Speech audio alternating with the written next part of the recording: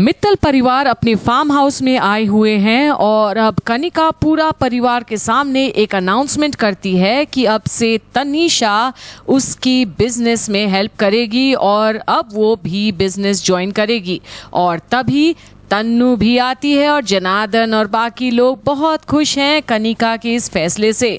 पर तन्नू को तो एक न्यूज़ दिखाना है अपनी माँ को, और वो है एक फेसबुक पेज पर जिसमें किसी ने फालतू के बारे में पूरी अपडेट्स लिखी है और न्यूज़ है कि कैसे उसके साथ नाइंसाफी हुई है एकेडमी में और उसे निकाल दिया गया था, जिसके चलते उसका खिलाड़ी बनने का सपना खत्म हो गया।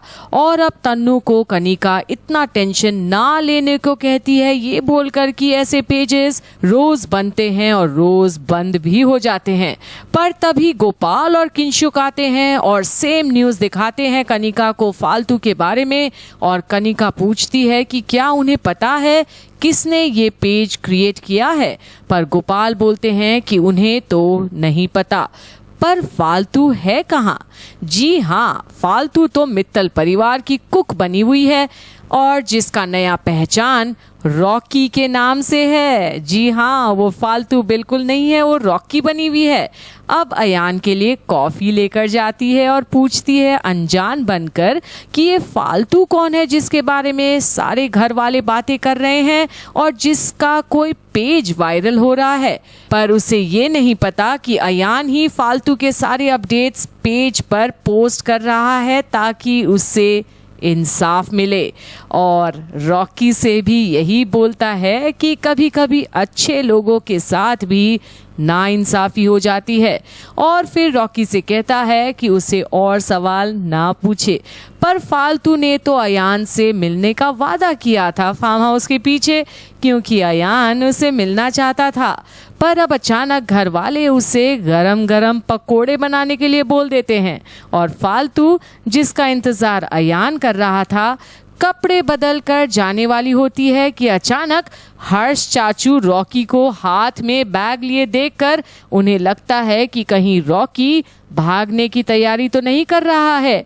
और तभी तन्नू भी आती है और रॉकी से पूछती है कि आखिर वो कहाँ जा रहा है। और रॉकी जवाब में बताता है कि वो तो सिर्फ बैग को कोने में रखने जा रहा था, पर वो लोग बॉलीवुड की फिल्में इतने देखते हैं इसलिए उनको ऐसा लगता है कि वो बैग लेकर भाग रहा है। और रॉकी की इस बात पर तन्नू और हर्ष को आती है बड़ी हंसी। पर अब फालतू अयान को कैसे बताए कि वो नहीं आ सकती है, क्योंकि उसे तो पकोड़े बनाने हैं। और फाइनली मौका देखकर फोन करती है अयान को ये बोलने के लिए कि वो वहां से चले जाए क्योंकि वो आज नहीं आ सकती है। और तभी किंशुक रॉकी बोलकर बुलाता है कि आखिर पकोड़े कब मिलेगा। और अयान को अचानक ये एहसास होता है कि उसका मतलब फालतू वहीं कहीं है, पर कहाँ? अब अयान जल्दी घर आता है और किंशुक से पूछता है कि वो कहाँ था, पर किंशुक बोलता है कि वो तो वहीं था और बैडमिंटन खेल रहा था। और अयान को अचानक ये क्या हो गया है और वो किससे आखिर ढूंढ रहा है। पर अयान किसी को भी आगे कुछ नहीं बताता है, पर उसके मन में सवाल उठे हुए हैं कि हो ना हो पर फालतू वहीं कहीं है। पर फालतू जिसके मन में ये बात बैठ गई है कि अयान ने भी उसे धोखा दिया है और उसे अयान से भी कोई उम्मीद नहीं है, पर अब अयान मिलने जाता है फालतू से। और जब फालतू से बोलती है कि उसने उसकी और उसके बाबूजी के उम्मीदों पर पानी फेर दिया था और कोई साथ नहीं दिया था, और तब अयान फाइनली फालतू को बोलता है कि आज के बाद अब अयान उसे कभी नहीं मिलेगा जब तक वो अपना बेकसूर होना साझा नहीं कर देता।